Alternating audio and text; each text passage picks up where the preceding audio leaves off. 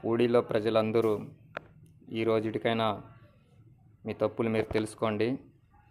నన్ను ఎంత మోసం చేసి ఎంత ఇబ్బంది పెట్టారో మీరు కొద్దిగా ఆలోచించండి. వాడు మీ అందరి ముందర ఊరి సమక్షంలో డబ్బు తీసుకున్నానని ఒప్పుకున్నా కూడా వాడికి భయపడుతున్నారో లేదంటే వాడి దగ్గర ఏమైనా డబ్బు తీసుకొని మోసానికి పాల్పడుతున్నారో నాకు తెలియదు, కానీ వాడు డబ్బు తీసుకున్నానని ఒప్పుకున్నా సరే వాడి దగ్గర నాకు వడ్డీ తీసేయడం లేదు, అసలు తీసేయడం లేదు. కనీసం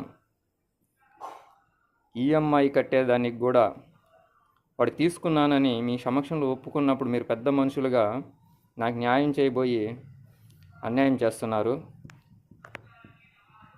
నా గుడ్డలు, పిల్లల గుడ్డలు,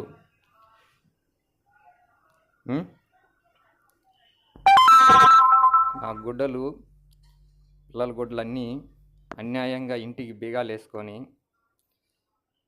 మీరు అంత దారుణంగా పెట్టుకుంటారు. మీకు పిల్లలు బిడ్డలు ఉండారు. ఇంత మోసం చేస్తే వాళ్ళు ఎట్లా తింటారు, ఎట్లా ఉంటారు అనేది ఆలోచించాలి.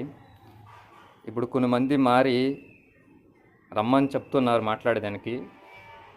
ఇదే మార్ద ఆ సామాన్లు ఉండే వాళ్ళు కూడా రండి మాట్లాడదామని చెప్పారు. వచ్చాము పలుసార్లు. మమ్మల్ని ఎక్కడికి పడితే అక్కడికి మోసం చేశారు. 2 సార్లు చంపే ప్రయత్నం కూడా చేశారు. మీ మోసాలకు ఇంకటైనా సరే తెలుసుకొని న్యాయం చేయండి. ఈ రోజుడికి నా దగ్గర ఉన్న గుడ్డలు ఈ మాడద చీలిపోయి ఉతికి వేయడం వల్ల ఈ మాడద అయిపోయినాయి.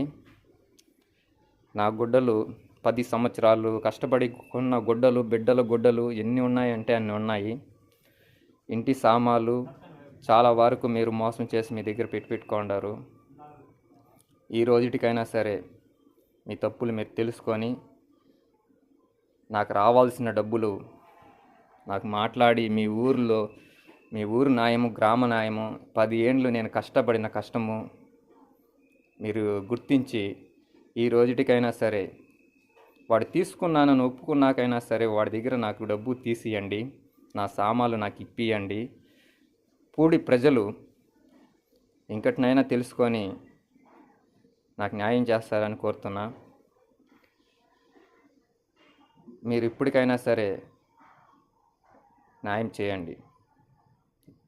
నా డబ్బులు, నా ఇంటి సామాన్లు నాకు తీసియండి.